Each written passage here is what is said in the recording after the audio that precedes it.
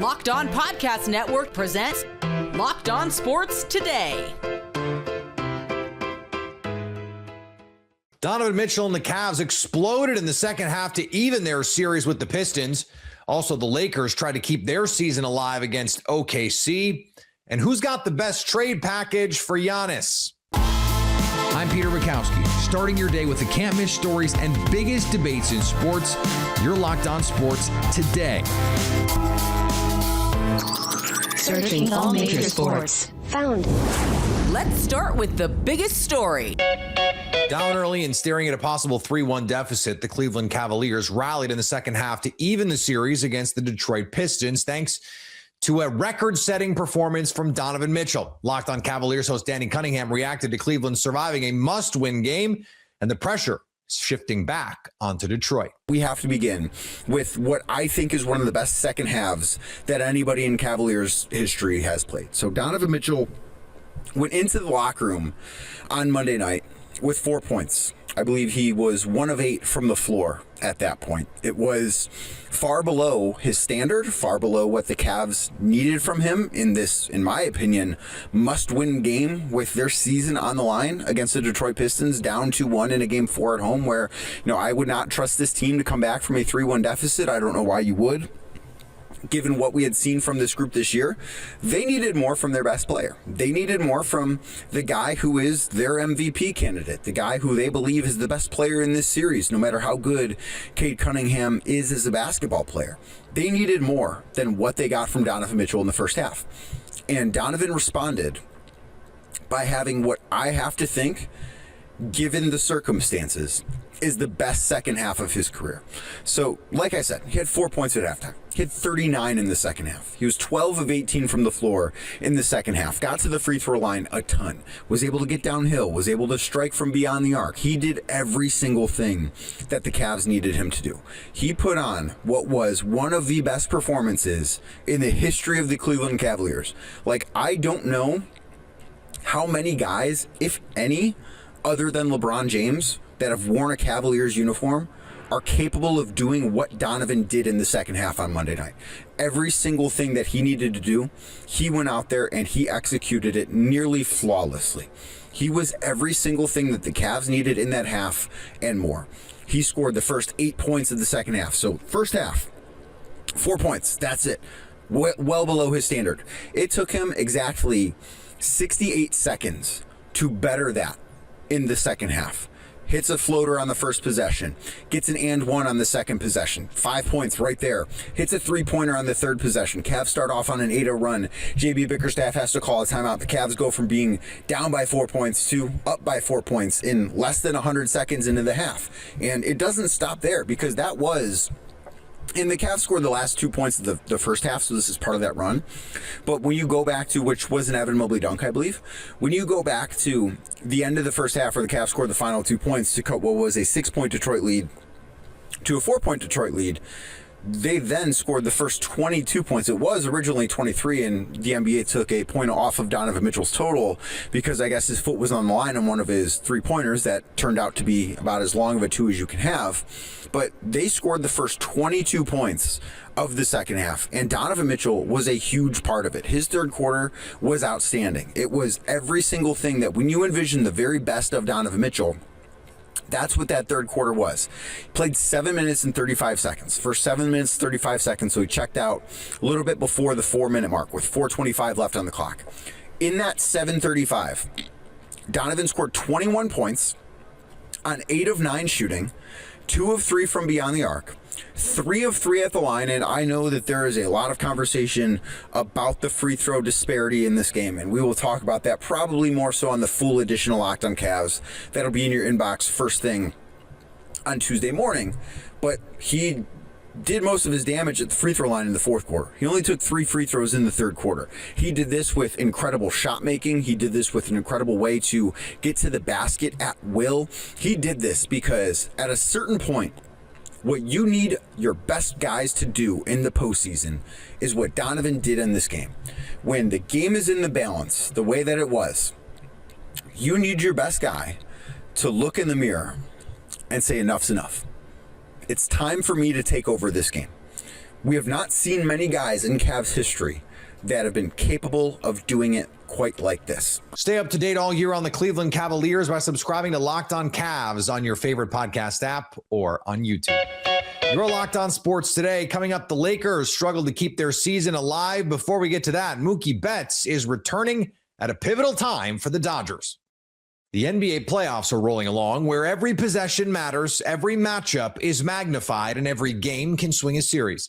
And right now, FanDuel is giving new customers a great way to get in on the action. You can bet just $5 and get $250 in bonus bets if your first bet wins. The app makes it easy to follow the action with player stats, trends, and matchups all in one place. And during the playoffs, that extra insight really matters when you're looking at stars, role players, and key moments. It just makes the entire playoff experience more engaging from start to finish. Head to FanDuel.com to get started. FanDuel, play your game. Mookie Betts is back for the Dodgers after missing 5 weeks with an oblique strain, and LA is hoping he can help wake up an offense that's suddenly gone quiet. Betts says he's not the hero LA is looking for, but when your lineup has been scuffling and the guy returning is hitting between Shohei Ohtani and Freddie Freeman, feels pretty heroic. Anyway, elsewhere on the diamond, the Rays, who currently lead the AL East, not the Yankees, by the way, crushed the Blue Jays. Not only did he steady the ship after giving up the 3-run home run, really locked in after that, 6 strikeouts, 4 hits, 6 innings, but Kevin Cash sent him out there for the 6th inning. I mean, Rasmussen was at 87 pitches going to that 6th inning, hits the century mark for the first time this year. And this has to be the first time he's hit the century mark at 100 pitches since he's returned from that injury. So he's been at 98 and 94 so far this year. And last year, the closest he got was 91. So, I mean, this is the first time where I can find it here.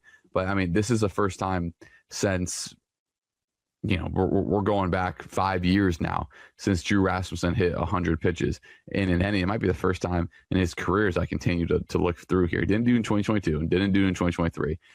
As I go back to 2021, didn't do it there as well. So again, the first time he's thrown 100 pitches with the Rays, which is quite a stat for him considering all the injuries that he's been through. But incredibly happy for Drew that he was able to hit that. And again, it's very, very interesting that the fact that Cash sent him out there in the 6th inning. And I love that Kevin Cash managed this game to win. Right? Speaking of the Yankees, New York had a no-hitter against the Orioles, spoiled late. To recap, the Yankees lose their 4th in a row.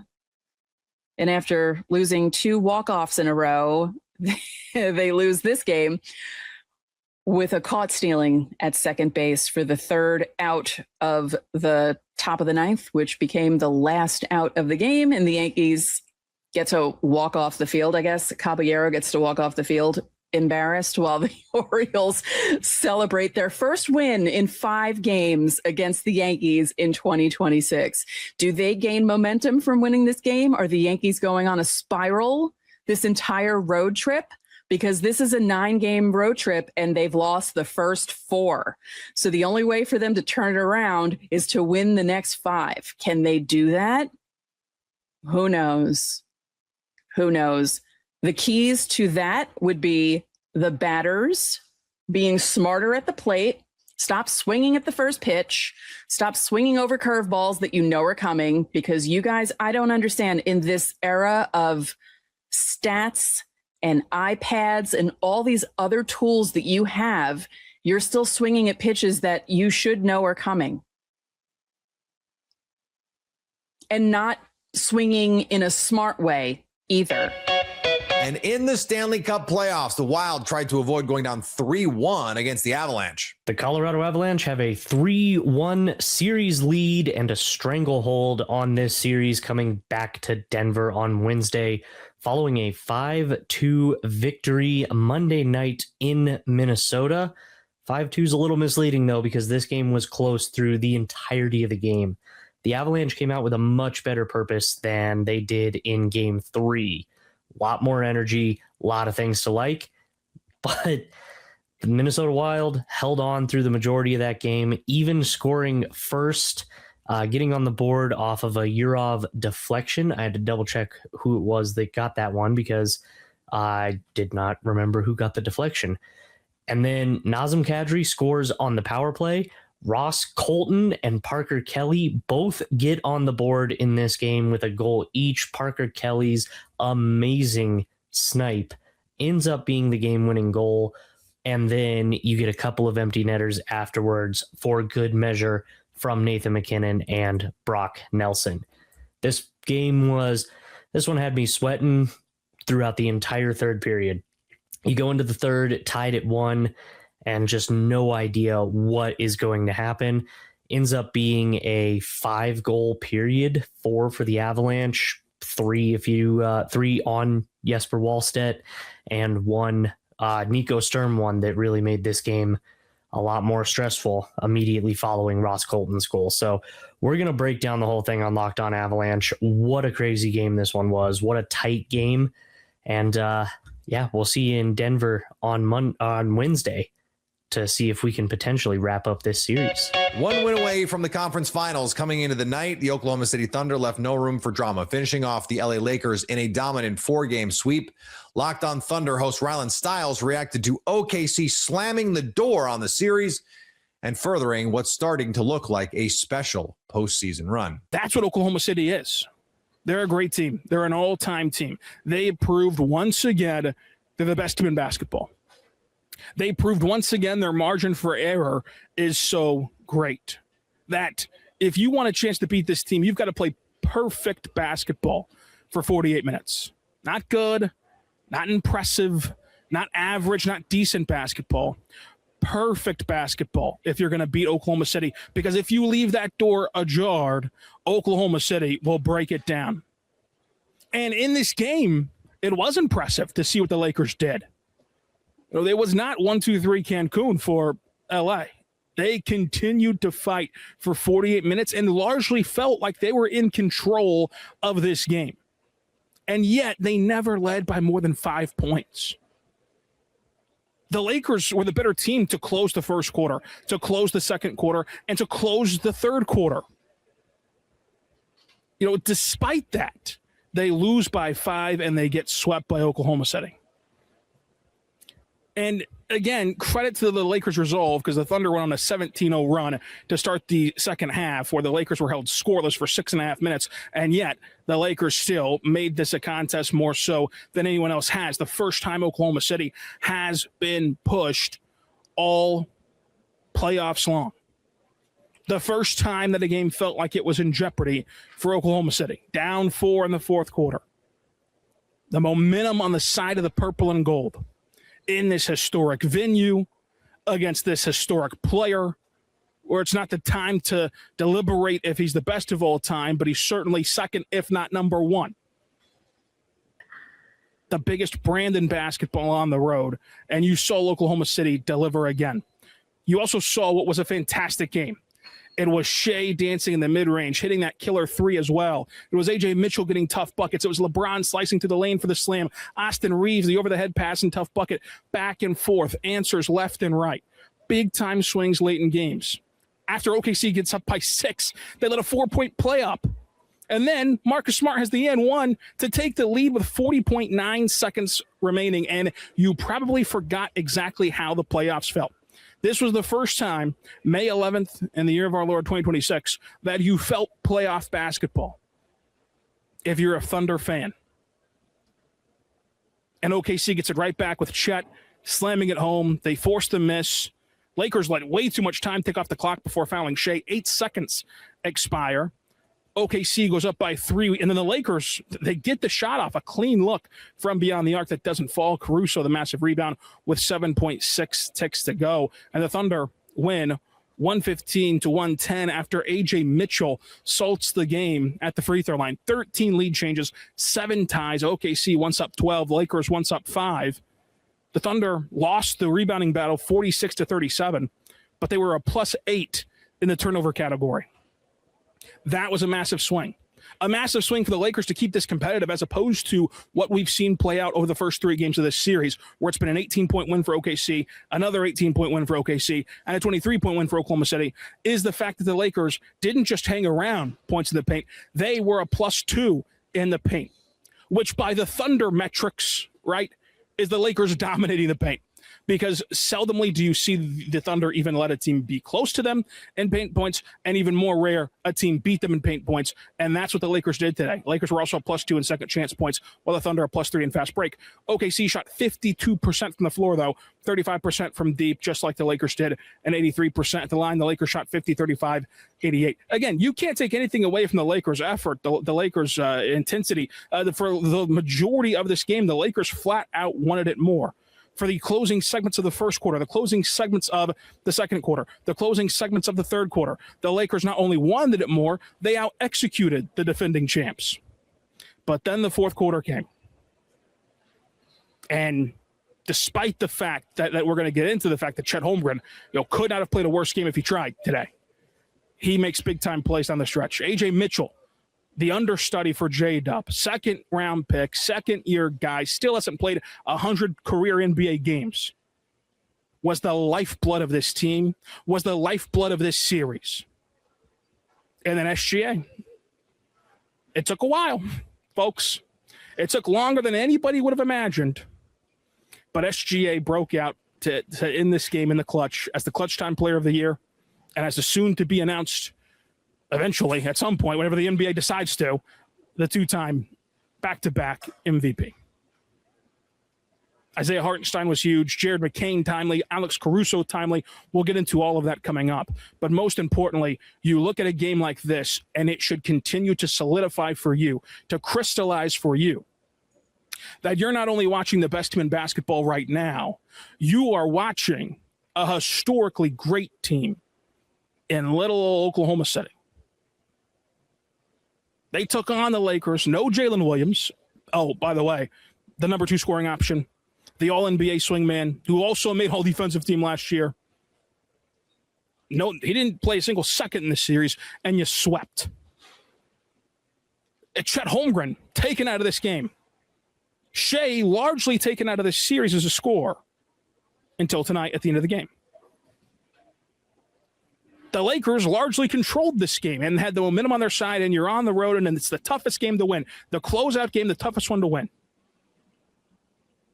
You had all of those factors at play here, and through 8 playoff games, you've had to be on the edge of your seat once. You haven't lost a game yet, and you swept this series despite all of that. In this game, kind of culminating in the fact that you really did see the absence of Jada be felt. You saw it in the ways that they couldn't avoid the defensive slanted lineups around Shea to try to shake him loose. You saw it in the ways that Oklahoma City couldn't close these quarters strong.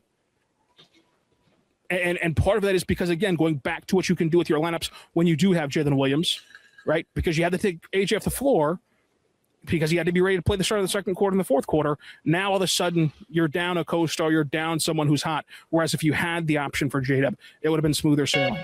Coming up, the Bucks are open for business when it comes to Giannis Antetokounmpo. Apparently, the Bucks are, quote, open for business, according to reports. Giannis Antetokounmpo is on the trade block just 6 weeks away from the NBA draft. Locked On Bucks host Camille Davis and Justin Garcia break down which teams could have the best trade packages for Giannis and whether moving off of him is even a good idea. Is there one team, before we dig into these groupings, that if I told you the Bucks traded Giannis, you would right now say, oh, I bet it was to this team for this type of package? No, there for me personally, there are no offers that I've seen, even hypothetical ones, where I'm like, that has to be the one, which is part of why this current time period that we're in, where the Bucks are canvassing the league and just saying, hey, we're open for business, send in what your best offers are going to be, and then we'll make a decision. Makes a lot of sense to me. Like, that's been the entire thought process behind it that I can get behind, of like, we need to understand what options are out there, bring everything to the table, and then from here, let's make a decision that we think is going to be best for our franchise moving forward. So yeah, for me, there aren't any offers that come out to me of like, that has to be the one, or if something happened, it must be them. But if I had to pick a team, I would probably think it's one of the teams that we know had conversations with the Bucks around the trade deadline, have already kind of had a framework of what a trade could look like. So like a Miami would be like, did he go there? Just because, we've heard the conversations around what they'd be able to offer, but no one's in like pole position, so to speak, for me of a hypothetical Giannis trade at this point. That list is apparently growing, as on Monday we also saw a few other teams that reported, oh, by the way, they called the Bucks in February too. I do have one team that jumps out to me that we'll get through these tiers and these breakouts of teams, and then I'll tell you at the end who. Okay. If you forced me to choose right now and said Giannis is traded, I would say I bet it's to this team. Let's start with the combination teams. And again, this is a list that was put together by Jim and the Journal Sentinel. The first team there, I'm assuming in alphabetical order, is the Atlanta Hawks. And if we would have gone back to All-Star break, second half of the season, I would have told you Jalen Johnson's off the table. Yeah. Atlanta is definitely not trading him. I still wouldn't. I would still be surprised if they would trade him, but I think the playoffs probably caused some soul searching for the Atlanta Hawks to say, look, nice player. He's not there yet in terms of carrying a team in these types of games and environments. Maybe we strongly believe he can get there, but it's a couple of years away. Okay, we're going to keep this pick if we can, but we'll insert this guy and throw other picks in there. Now, the way this is framed is you would be looking for Jalen Johnson and that pick, which eighth pick that Atlanta has? Yep. So that and some other things that are in there in that deal as well. But that's the one that, a lot of people gravitated towards within season too, of we'll just work out a deal with Atlanta because of the triangulation between your pick and the Pels pick. And there's this year and next year, and they have some young talent and those links that have long since been there and not go away. If Giannis almost went to the Hawks in the draft in 2013. It's over there. And finally, Anthony Edwards dropped 36 points to even Minnesota's series with San Antonio. But afterward, the Timberwolves star made it clear what the game actually meant to him. Sunday was Mother's Day. I hope you remembered. And Edwards said he was thinking about his mom the entire night. Said he simply couldn't lose the game for her. Edwards lost both his mother and grandmother to cancer back in 2015. And he says he's carried them with him ever since. On a night where the Wolves desperately needed a star, Edwards delivered one and made sure everyone knew exactly who it was for. Coming up, Spurs-Wolves Game 5 should be a thriller, barring no more elbows to the throat, though that does make for thrilling games. So at least until tomorrow, stay locked on sports today. Locked On Podcast Network presents Locked On Sports Today.